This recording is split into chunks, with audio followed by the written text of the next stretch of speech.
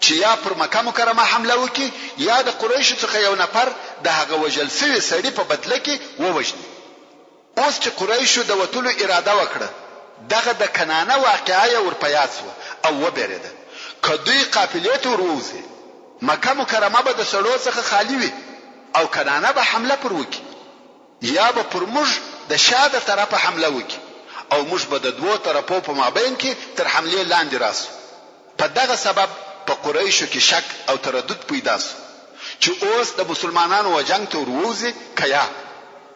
په دغه وخت کې سراقه ابن مالک ابن جشعم المدلجي چې د کنانه د قبيله لوی سردار وو ورته راغلی. ویل تاسو ولې په تشويش کې یاست؟ زه تاسو ته اطمینان درکوم چې د کنانه قبيله به ستاسو تر شاه یا ستاسو په غیاب کې هیڅ داسې کار نه کوي چې هغه د ستاسو نه خوښ وي.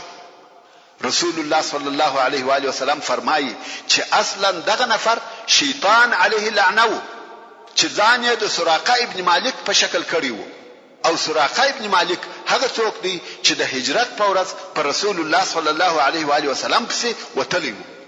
نو شیطان د دغه سراقه په شکل قریش ته ورغلی او ویل زه د کنانه د قبیله د طرفه جوار درکوم او وعده درکوم چې کنانه به ستاسو په غیاب کې داسې کار نه کوي چې ستاسو دي ناخوښه وي. اصلا شیطان هم غوښته او هم غواړي چې دغه دین او د هغه متابعین ورک او نابود سي. اوس چې د کنانه د قبیله یو سردار و قریش ته د زړه ډاډ او اطمینان ورکړي چې بیغمه ولاړ سي او کنانه حمله نه در باندې کوي حتی ویل زمو هم په دغه سفر او وتلو کې ملګری یم.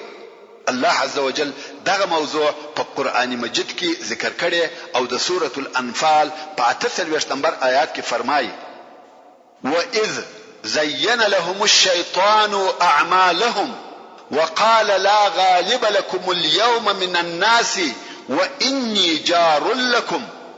یعنی کوم وخت چې شیطان دغه کفارو ته د دوی عملونه ششکاره کړه او ویل نن ورځ پر تاسو هیڅ غالب نسته پر تاسو څوک حمله نه کوي او زه ستاسو ساتونکی یم زه جوار درکوم.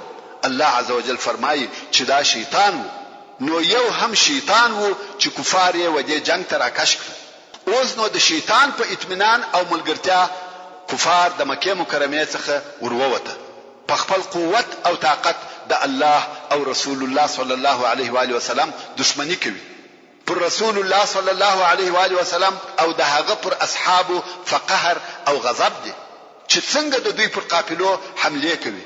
په ډیر سرعت او چابکي د بدر پر طرف رهیسوه تر وادي عصفان تیر سو بیا تر قدید تیر سو بیا تر جحفه تیر سو.